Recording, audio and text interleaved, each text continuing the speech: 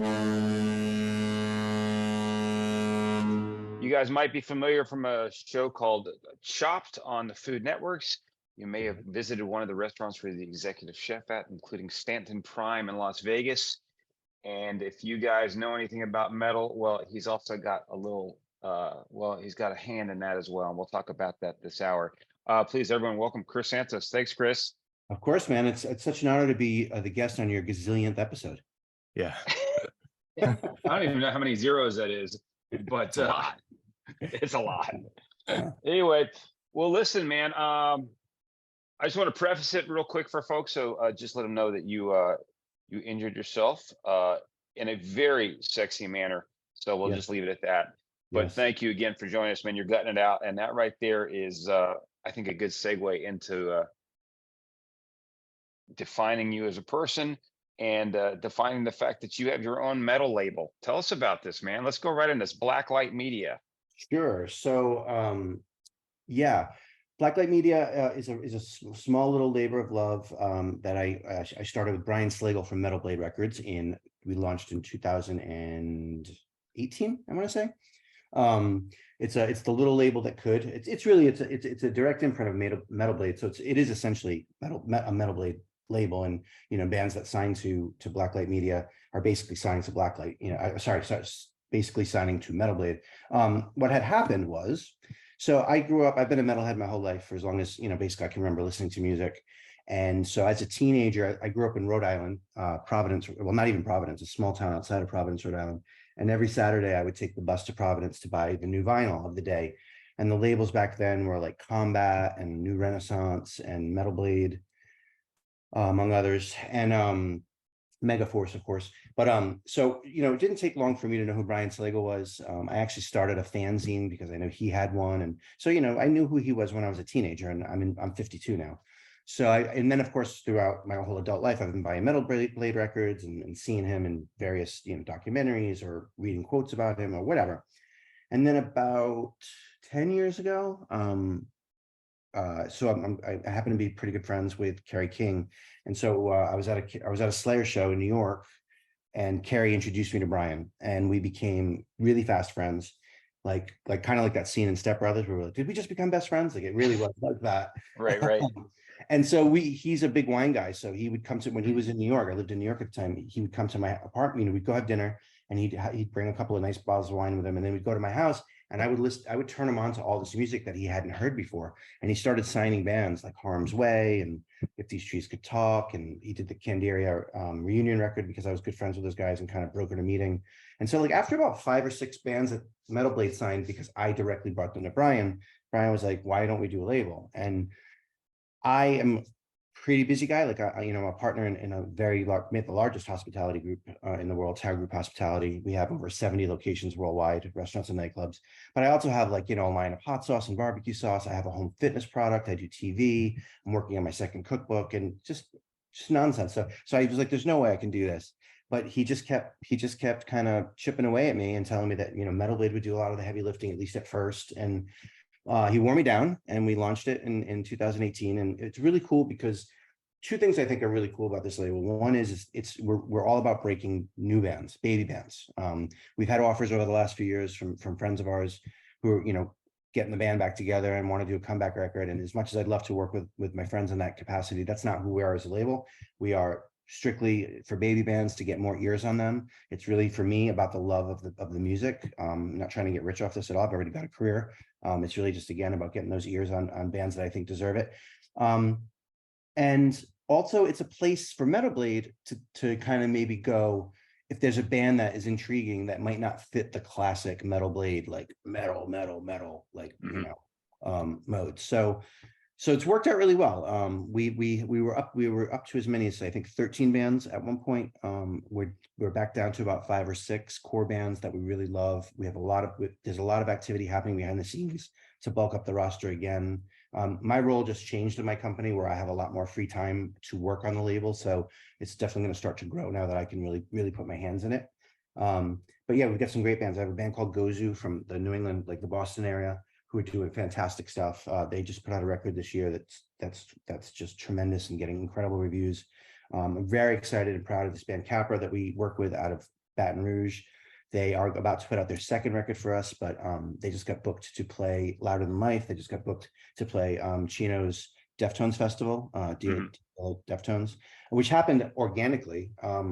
I had dinner with Chino a few weeks ago, and he's like, "Hey, have you heard this band Capra? I just booked them." He had no idea that they were one of my bands, which I thought was the coolest thing in the world. I was so proud of them in that moment, you know? And so I'm excited to see them on those stages. They're actually in Europe right now. We've got a great deathcore band called Nicolas Cage Fighter out of Australia.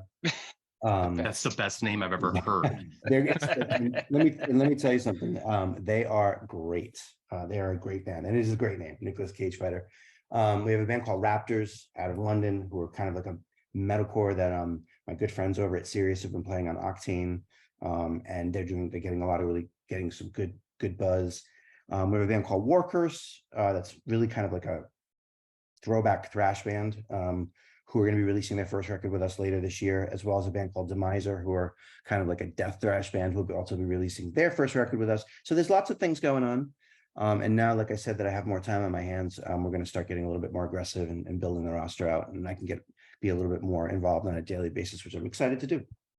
Let me ask you real quick. Go back to when you first started buying vinyl. What was the first album you bought? The first album I bought was Death, the first Death record. First, okay, yeah. Detroit Death or the other Death? Scream, but Florida Death. Florida Death. Yeah, Scream Bloody Gore was the first one. But right from the start, my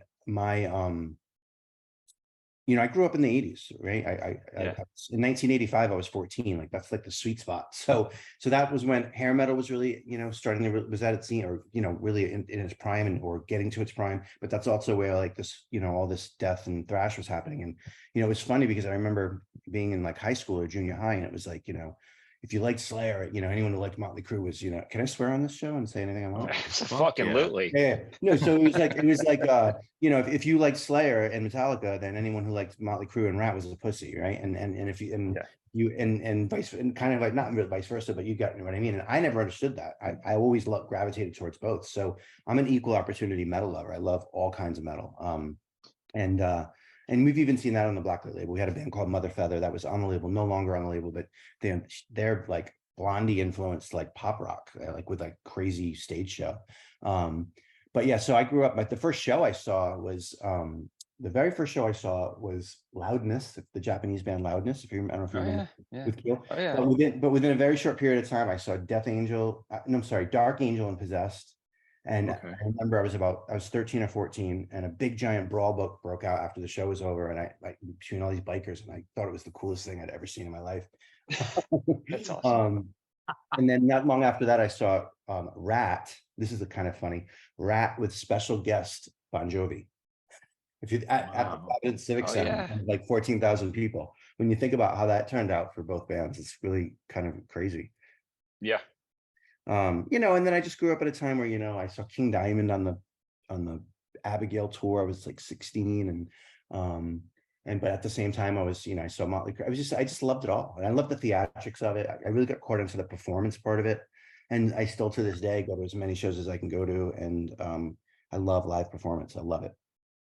It's funny you mentioned 1985 as we bought, and then King Diamond. I was going to mention that's the kind of year when like Abigail on Road Racer Records, before it came Road Runner, came out, and then a week later you got Live After Death for Maiden. It's just kind of like every week you could buy a record like that was coming out that was like so pivotal to the whole genre. Sure. And you could on any given week you could buy like you said, Maiden, or like Queensryche or Crimson Glory, or something with like this real operatic vocal, but then also go home with like this really gnarly thrash record at the same time, and spend the whole week doing them on rotation. But it was a great time to be alive, I'll tell you that much. Absolutely. Yeah. But yeah, so that did I say which? So yeah, Death was the first vinyl record, although that's the first vinyl record I bought. But when I was a kid, I stole from my brother. Dude, I was going to ask you, what's the first record you ever stole? Kiss Alive 2 and Cheap Trick Live at Budokan. Oh, double albums. You went all in, man. You're like, but you're right under the point of being charged for any kind of misdemeanor. Yeah, they just one day went missing, and we couldn't find them anywhere. I think I mean, I couldn't have been more than 8 years old or 7 years old. Yeah. And really thought that my brother couldn't figure out that I had taken him. Like, I thought I really had pulled the wool over his eyes. Just moved him in the next room. Stupid, so stupid. But yeah, I got a question for you. Are you originally from Rhode Island, correct, or Massachusetts? I was born. This gets asked me. People ask me this all the time. Because I was born in Fall River, Massachusetts, like physically born. But so my birth certificate says Massachusetts, and that's what, like, if you go to like Wikipedia or any of those stupid gossip sites, it'll say I'm from Massachusetts, but I actually am not. I just was born there. I grew up in Rhode Island, a little town called Bristol, about a half an hour outside of Providence, an hour outside of Boston. Okay. So I was going to ask, we're on the music subject of your vast career of many hats that you wore. When you were growing up in Rhode Island, was there like a local scene for music that you were a part of, that you were attending, like the early days of shows over there? For sure. A matter of fact, a little bit later in life, when I was like a late teen, there's a big scene. But yeah, there's a really big, very cool metal scene from the time I was old enough to go to shows. But then I went to culinary school also in Providence, and I was there for 4 years. I went for 2, and then they offered me scholarships. I stayed for 2, but the whole time I worked at a local club, and I got to see in this like 400 capacity club, I got to see Pantera, White Zombie, Smashing Pumpkins, Pearl Jam being billed as Pearl Jam featuring members of Mother Love Bone. I know. Yeah, I saw Nirvana and Primus, all in this 300, 400 capacity room. It was amazing. What was the club? Club Babyhead.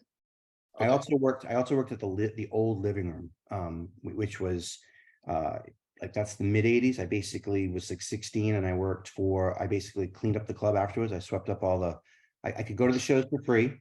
I could pick the shows I wanted to work. I could watch them for free. So I would go to all the metal shows, obviously, and then I could start drinking beer when they called last call on everybody else. And and when the lights came up, I would have an hour and 15 minutes or so to like sweep up all the garbage from the floor, and that was my job. Hey, Chris, hey man, where was La More at? Where was that at? What's that? Where was La More at, that club? Do you remember that one? That was in New York. That was in New York. Okay. Yeah. Okay. Moore's in New York. I went to some shows there like in my 20s, but right when they were closing. When they were in their heyday, that's when I was in Rhode Island, so I never got to see a show there in their heyday. But I did see King Diamond there and a few other shows. Right before they closed. Okay.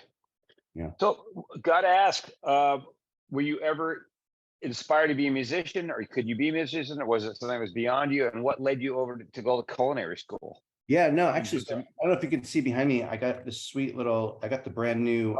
Okay. The new Roland E kit. I got the TD50. It's like the newest technology. Yeah. It's I haven't even quite unlocked its potential at all, because it's an amazing machine. But I started playing bass at first, and then I transitioned to drums, and I was in bands like in high school and culinary school. And as a matter of fact, I was just going through some boxes, and I got an old cassette player. And I was just going through some boxes because I found cassettes from my band that we recorded when I was like 15 or 16. It's horrible. It's really bad, but it's kind of fun to listen to.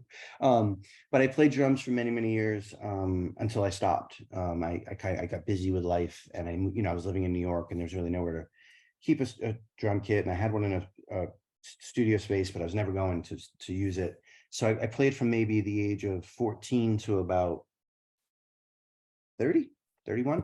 And then I kind of stopped. And then I just started playing again, literally just a couple of months ago, because I don't know if you guys know Monty Pittman.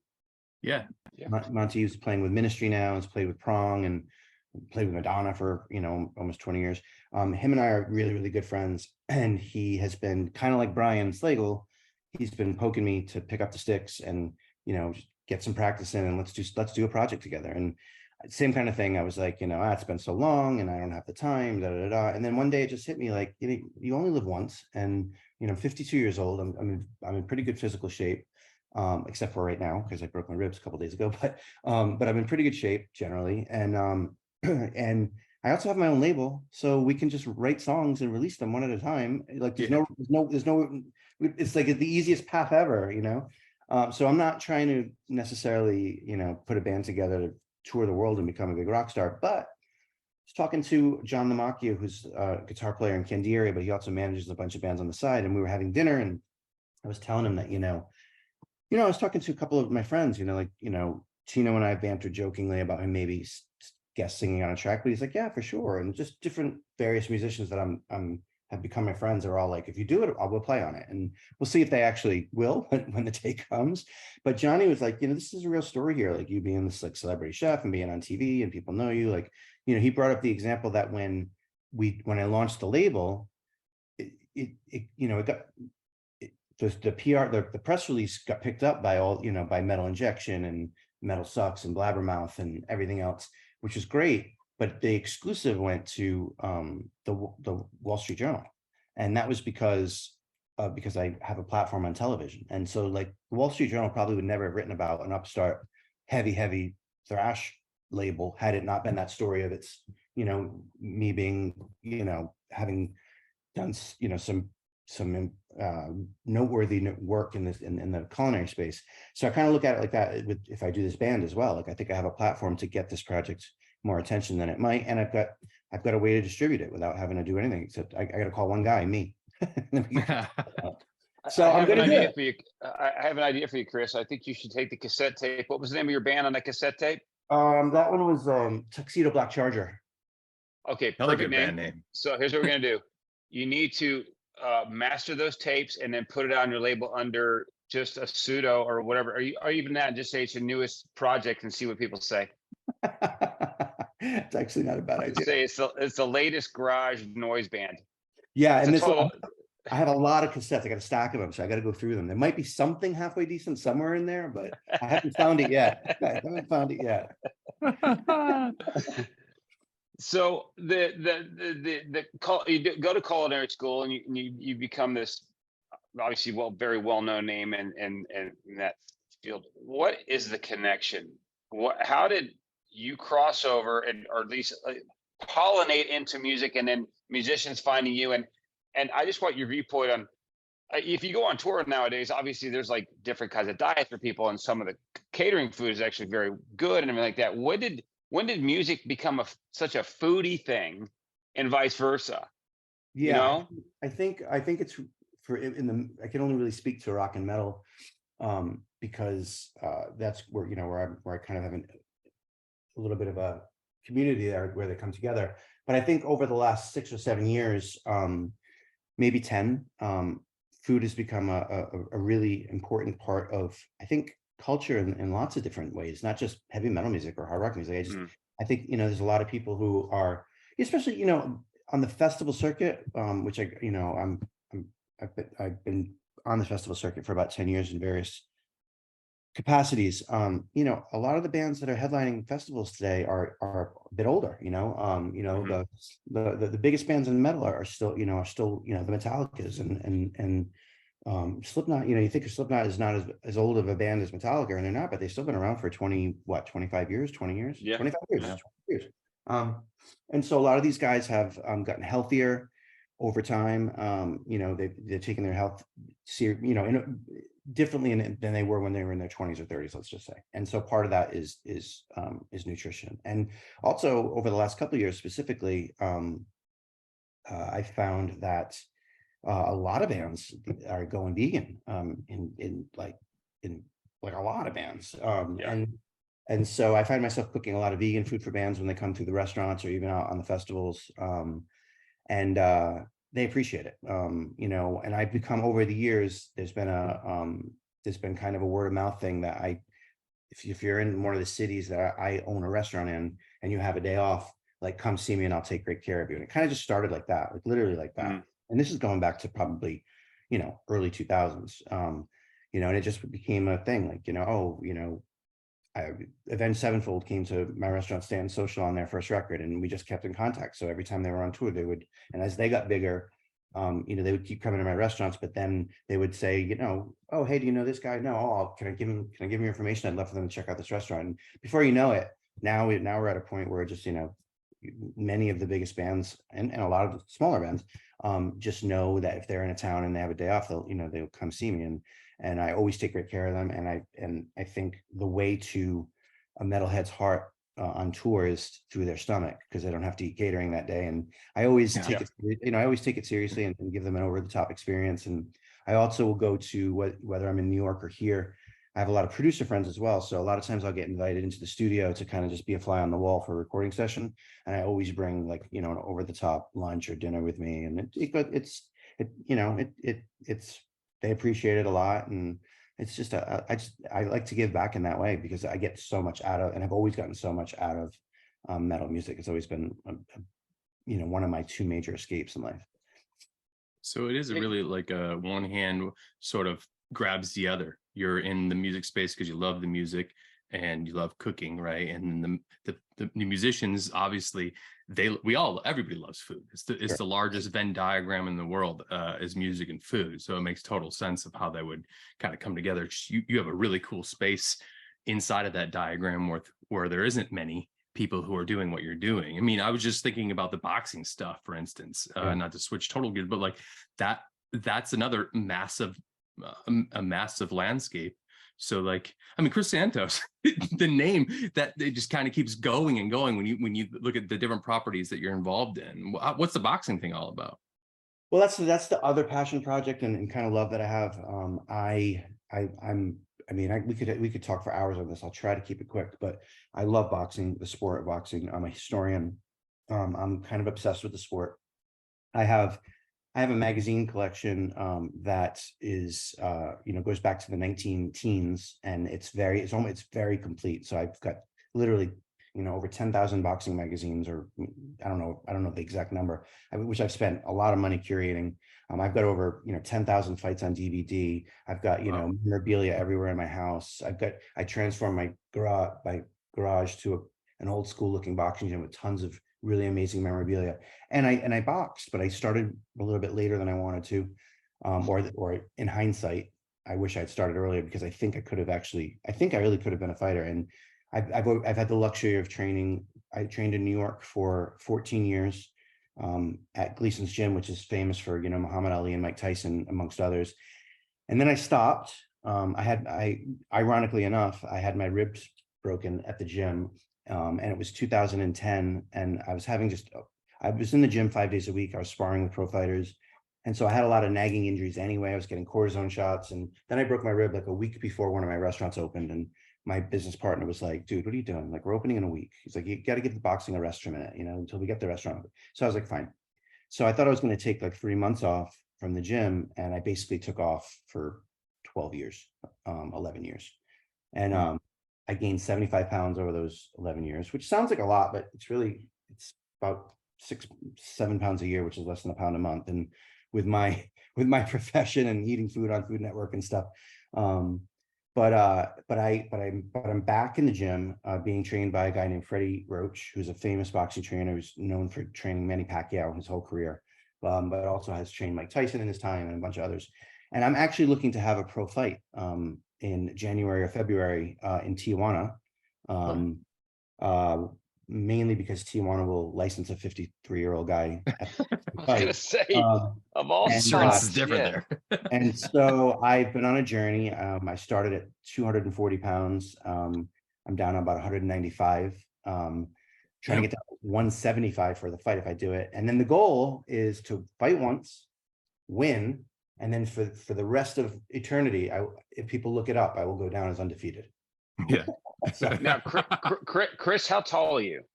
On a good hair day, 5'10". All right, 5'10", 175. Yep. Yeah, that'd be good and stacked.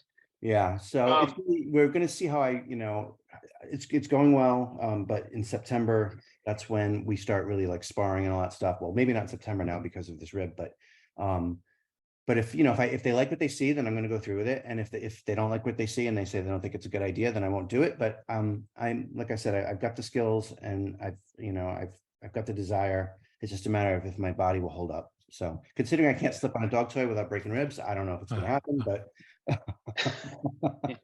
Yeah, nice kidney shot might do you well. yeah. Oh man. Um, so I think Chad, we were talking about I think the fitness thing with the quiet punch. Yeah. Yeah. And Yeah. I saw that the first time because I saw Nita Strauss had it on her Instagram. Yeah. Oh yeah. Yep. I sent her Yep. one. Yep. So what I can send you guys one.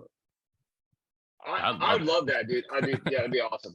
It's just a fascinating thing because we're so used to the heavy bag or the speed bag, and it's just obviously you don't always need noise when you're training, right?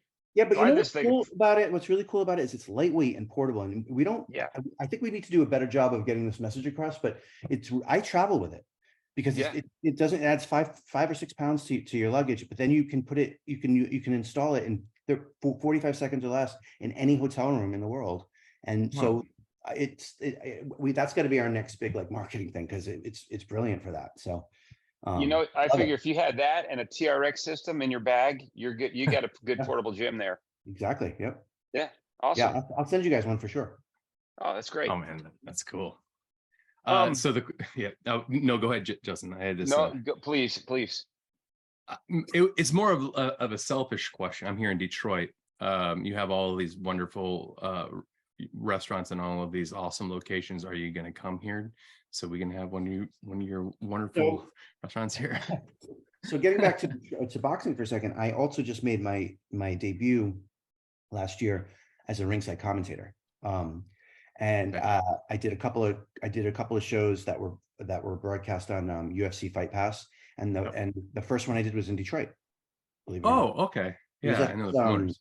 I can't remember the name of the theater. It's this old, very cool, like small, like maybe 1,500 people, really beautiful old school theater from the like turn of the century that had been redone. Was it downtown? Yeah, I can't remember the name of it off the top of my head. There's the Fillmore, No, which is like a thing, but there's the music hall, Masonic, I'll Majestic. yeah. Yeah. But it was a great experience. I'm doing another couple at the latter half of this year, and that's something else I want to pursue and hopefully do a lot more of, and then do well at it, and hopefully maybe at some point be approached by a network or something to do like Yeah. it's a real thing. Well, the question must be asked: your favorite fighter? My favorite fighter of all time would probably be Marvelous Marvin Hagler from the 80s, who fought Sugar Ray Leonard and Tommy Hearns, Roberto Duran.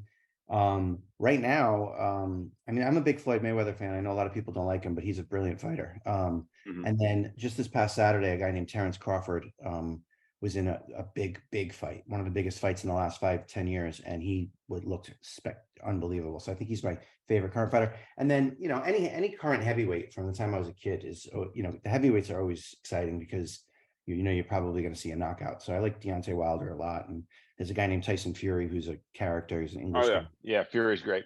Yeah, he's a really fun interview. He's just always saying outrageous things, and he can fight. He can back it up.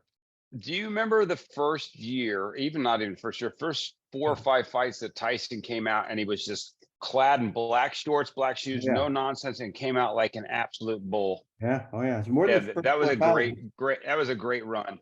Yeah. Mike in that like 3-year period when he was coming up, I don't know if anybody would have beaten him when he was that Mike. But like no one. Like a lot of people, the fame and the fortune got to him, and he never really fulfilled his promise, which is crazy when you think about it, because he still had a great career, but man, what could have been.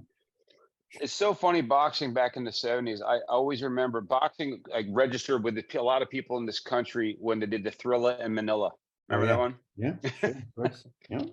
Man, oh man. They almost killed each other, those two. Joe, yeah, Frazier almost killed each other. But yeah, so boxing and metal and food are the 3 passions, and the three things I really. Well, it's funny because the boxing thing goes great because I could basically every member, every band has one member who's into jiu-jitsu now. Yeah. So everything is obviously an outlier from boxing, the whole fight scheme, whatever it would be, whether it's that or karate or whatever. So it's interesting. to see. And Phil Anselmo obviously is one of the biggest supporters of boxing and things like that. By the way, he told me 2 weeks ago that we were talking, and because whenever I see him, we talk about boxing and whatnot. And I saw him at incarceration before they went on, and we were chit-chatting and was talking about how I want to fight or whatever. And we started like getting into his stance. And at one point he put his hands on my shoulder. He's like, no, your stance is atrocious. Phil called my stance atrocious. Yeah. That's Anyway, awesome. Sorry, I interrupted you, but I had to tell you that story. No, it's great. And I know his security guy, Eric, is like a Muay Thai guy. He's like champion Muay Thai. Yeah. It's extraordinary to see. You mentioned something earlier when we were talking about food and people gotten older. I think also social media has allowed a lot of musicians to start talking about their personal interests. And food and cooking is obviously, and obviously wine and whatever else is obviously an extension of that. When back in the day, we're just so used to, if you're not talking about your music or metal or the metal lifestyle, we don't want to hear it. Now we've all gotten older and said, you know what, man, we all got families, we all have yards to mow, we all have kitchens, right? So it just kind of makes sense over time it was going to do that. Yeah, no, true, very true. It's even when I started working in festivals back in like the early teens, I would do these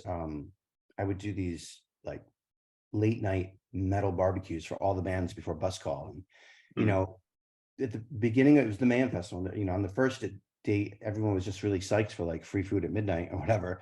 But by a couple days later, when we had broken the ice and I was doing the third or fourth one of these, people were coming up to me, guys and gals from bands were coming up to me and like asking me legitimate cooking questions, like they had a legitimate interest in it. And that caught me by surprise, but it doesn't anymore.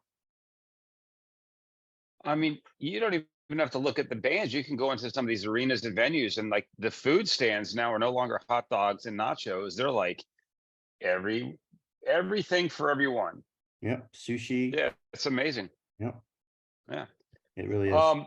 So what's you've got these two festivals, the next two coming up. I know you got a few more for the rest of the year. What is your role at some of these festivals, Louder Than Life, Bourbon and Beyond, coming up? Do you have like a they're all different, which keeps it nice and fresh and exciting and challenging. Because we're building, as you know, when you build a festival or and I'm sure like metal cruises, all that stuff, it's like kind of building a city, in a couple of days, and then you have to accommodate so many people. So at Bourbon and Beyond, that's not the metal festival. It's fun because in a 2-week period between Bourbon and Beyond and Louder Than Life, I'm going to see everyone from Bruno Mars to Pantera. And everyone in between. But Bourbon and Beyond is, is more like, Blondie, Black Crowes, The Killers, Brandy Carlisle, Bruno Mars, whatever. But we have a dedicated bourbon stage and a dedicated culinary stage. And so we have a bunch of celebrity chefs that are going to be flying in and doing demos on the culinary stage. And, there's going to be a bunch of people doing tastings and classes on the bourbon stage. And so most of my day will revolve around a lot of that, as well as doing Danny Wimmer Presents is obviously the festival company. Danny Wimmer is the owner. He has an area at both festivals called Danny's Backyard, which basically is a VIP area. It's for media, it's for artists, it's for VIP guests. And so I'll be doing cooking late night there from from 11 in the morning until 6. I'll be on the culinary stage, hosting that stage, participating in the demos with all the celebrity chefs. And then I'll flip it from 7 until 2 in the morning, whatever. I'll be in Danny's Backyard barbecuing or doing a late night pizza party or whatever. For, like I said, the artists and media and whatnot. I'm going to be doing some private dinners for some of the headline acts as well. And then for Louder Than Life, it's a bit different. Louder Than Life, we don't have those stages, the culinary stage, the bourbon stage. It's a straight up festival. So we'll be building like a pop-up restaurant that's the working title is Headbangers Hall. And I will be doing, I'll probably partner with either, tequila brands or bourbon brands. And depending on what, if it's tequila, then, me and like Jose from Sirius will probably do like a taco and tequila thing for a few days in the pop-up restaurant. If it's a bourbon brand, I'll probably do more like a pop-up burger bar or something like that. That's all for the fans and to kind of enhance their experience and, just give them an extra fun activity to do at some point during the day. We'll probably have some guys from some of the bands come through and do like guest bartending shifts while I'm there doing the barbecue or the taco party or whatever it is. So it's a lot of fun. It's a lot of fun. It's really a value add for the whole point is to just add value to for media attendees, VIPs, artists, and of course the fans. Let's say you're not cooking and you're just out traveling. What is your favorite city for culinary when you're out traveling? What's been your favorite city to eat in? In the United States. Internationally, wherever it may be. Internationally, I think without much hesitation, I would probably say any city in Southeast Asia, really, but Thailand or Vietnam. The street food is just unbelievable. I'm a big street food guy. But let's keep it tight. I would say where you just were, I really love Nashville. There's a lot of stuff happening in Nashville. A lot of really good restaurants. That whole area, that sort of like, from Philadelphia on down, all the way down the Eastern Coast. There's a lot of great things happening, like in Richmond, Virginia, in Atlanta, in Nashville, cities that for many, many years were not known at all for their food are really, really, really picking up steam. And then I love Austin. Austin's got, not just for the barbecue either, they've got a lot of food choices that are, a lot of great chefs working there doing some good stuff. And honestly, Vegas, I have several restaurants in Vegas. Our company has several restaurants, but you go off the beaten path a little bit, you go more downtown in Vegas, there's a lot of great little restaurants popping up. It's a nice little food scene there.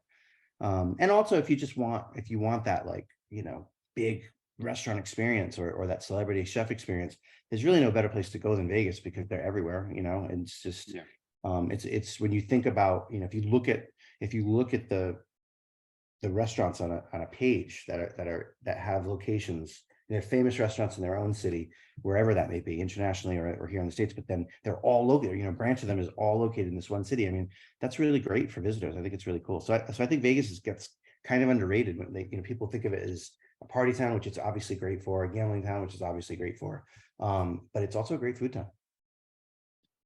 To back in that, are you is there any drive-through food you like? Will you go eat In-N-Out or any of that nature? Whataburger?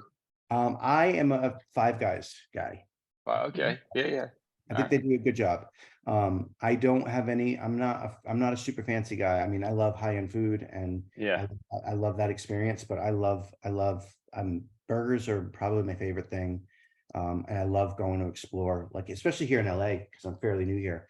I love just getting in the car and driving like to Pasadena or farther or wherever, because there's like some hole in the wall that's been around for 100 years, and there's a place I just went to recently called Bill's, where the guy's name is Bill, and he's literally been running. So you can't even go into, it's not even a place you can go into. It's just a stand. You walk up to it, you place your order, you wait for it, and then you got to take it somewhere else. And the guy that's cooking the burgers is literally like 93 years old. He's been doing it on the same griddle since the 1960s. Every year he threatens to sell and retire, but every year he kind of comes back out of retirement. He opens on the days he feels like cooking. He's not open on the days he doesn't. Like, that's a cool story. And the burgers are awesome. Like, and he's moves at his own pace. And there's a sign that says, "This isn't Burger King. You cannot have it your own way." And he's kind of like this old curmudgeon, but he's making a great burger. Like, I love that experience, finding those kinds of things. That's awesome. Awesome. Hitch. You were in Hitch. When I was doing my deep dive before we started, there was like the tertiary stuff, and I was like, oh shit, wait, what hit? This is the same Chris Santos? And then I looked at it and I watched the scene. Like, have you done any other like? So funny, I just got a residual check in the mail today. Still getting checked. I put it in your mailbox. They're like 38 cents now, but they still come in. Hold on 1 second. I have broken ribs. I can't blow my nose. No. Guess what else I have? Allergies. Oh man. You need a nose Sherpa. Yeah. Yep. So Hitch, they asked me I actually got hired to do food styling. So what they actually paid me for originally was to make all this food that was going to be shown in the movie. And that was a really crazy fun learning experience that I learned a lot about, because what they'll do is they'll do a scene where they're eating, and you know, they cut for lunch break or crew break or whatever, and when they come back, that food's got to look exactly the same. But you can't use that same food because it's going to deteriorate as it sits. So you have to like recreate. So you're constantly taking Polaroids of what's actually being shot so that you can recreate it exactly like the Polaroid for when they start shooting again. But having said all that, none of the food that I made it. They did, like, none of those scenes made it to the final edit. But while I was there, they had that cooking class scene where Will Smith gets the allergic reaction, and they had not cast a cooking school teacher. So they asked me if I would do it. And I said, sure. And it's really funny because they gave me a line, but they forgot, I think, that I wasn't an actor. And so as Will Smith and Eva Mendes are walking into the cooking school, I'm supposed to welcome the class. So they call action, they walk in, as they said, you know, once I can see them, Eva Mendes and Will Smith talking, for me to start. Well, I was supposed to pantomime it. I wasn't supposed to actually say the words out loud, but nobody told me that. So very first take, they say action, Will Smith and Eva Mendes come in. I see them start talking to each other. So I welcome the class, welcome to the cooking class. And all of a sudden, cut. What are you doing? I'm like, what do you mean? What am I doing? They're like, you're not supposed to actually say it. I was like, oh, I didn't know that. This is the acting game, Hub. Not actually supposed to act. Yeah, exactly. So and then turn around and experience. Yeah, that experience. I was at the first, like, because television didn't start in 2005, right? After that, I was doing things like Good Morning America and stuff like that. I started on Food Network in 2009, late 2008, early 2009. And you're still like heavily involved in the brand, right? The Chop brand. Yeah, it's really crazy. We're going back in September for another 4 months of production, which is now going to be year 15 or 16. It's really unheard of. It's like not something that happens really often. We're kind of like the Jeopardy of cooking shows. Right. People still like it, so we're still making episodes, and I can't be more thankful about it. I love doing it, but none of us, I don't think, nor Food Network, I don't think anyone ever thought in 2008 that we would still be here in 2023, really 24, because the stuff we're going to make in this fall is not going to air till next year. So yeah, I mean, I love it. As long as they keep calling me, I'll keep doing it. I really enjoy doing it. It's like The Simpsons. Yeah, Chris, since our business is music-based cruises, have you ever cooked or been asked to come and cook on a cruise ship? I've been asked. I've never been able to make it just because of availability reasons. But you know, the funny thing about me is I can't really swim, and I don't like the ocean. And so cruises in general don't appeal to me, but a metal cruise, like I would suck it up. I might not jump in the water, but I would suck it up. But yeah, I just, water and meat. I mean, I have a pool in my backyard, and I have no problem, you know, messing around in the pool, but something about currents and water. And I even tried last summer, I think it was, again, a whole bunch of us went kind of deep into the Atlantic, and everyone was getting in the water. So I figured I'll do it too. And I had a life jacket on, but as soon as I jumped into the water, I was like, this isn't for me. This isn't for me. And then there was somebody else who was having who I didn't know was having an even worse time. He was actually in full, I was uncomfortable. He was like full on panic. And so for a second, I forgot that I couldn't swim. And I actually was pretty like resourceful and got him over to the ladder and kind of helped get him up back onto the boat. And then once I saw that he was safe, then I started to panic all over again. so I don't Through love osmosis, you took on his phobia. Yeah, but I would love to do it. I've always been curious about how these cruises, how they go out for 2 weeks and feed so many people so much food. And I'd love to just because I'm like also still a chef and kind of a dork when it comes to that kind of stuff. I'd love to just see how that works. Like I can't wrap my head around how they make that work. But yeah, I have been asked to come in and kind of like do a thing, and I just have it's never worked out, but I assume it will happen at some point. Sure, of course, yeah. It's only supposed to. Chad, do you have anything? Chris, we've had you for about 50 minutes, man. It's been awesome, man. This is boxing, music, metal, and food. Yeah, that's my life right there. You just and ribs. Yes. Yes, and ribs. Yes, you've done this all under duress, so we appreciate you doing it. No, my pleasure. Thanks for having me. I know we were trying to do this for a while, and I kept having to push it off. I apologize, and you guys were so cool about it, and And so, yeah, I'd love to do it again at some point in the future, maybe after all the festivals and whatnot. Yeah, I think at some point we definitely need to expand upon it, because we just obviously you're new to us, so we're just kind of touching upon aspects of your career and what you do and your interests. So there's definitely some deep dives available for us here. Yeah, for sure. And send me, have your people send my people. No, send me your addresses and I'll send you some Quiet Punch. That's amazing, dude. Thank you so much for your generosity and that. We appreciate it. So, hey, folks, you got to check this one out. It's going to drop on Monday, this coming Monday. So it'll be on our YouTube channel, and you can also check it out wherever you stream your podcast from. Chris Santos, thank you so much, my friend. We appreciate it, man. Good luck with the label, first and foremost, because I'm a music person. Yep. Good luck, obviously, with all the events coming up, and your towel group, and the restaurants, and by gum boxing. So good luck. Yeah, we're gonna definitely slowly watch what's going on with your thing. So hopefully you can heal up and get that round there in Tijuana. I hope so. Yeah. All right. Appreciate it, guys, very much. Thanks here, brother. Thank you. Thanks. Have a good one. Bye.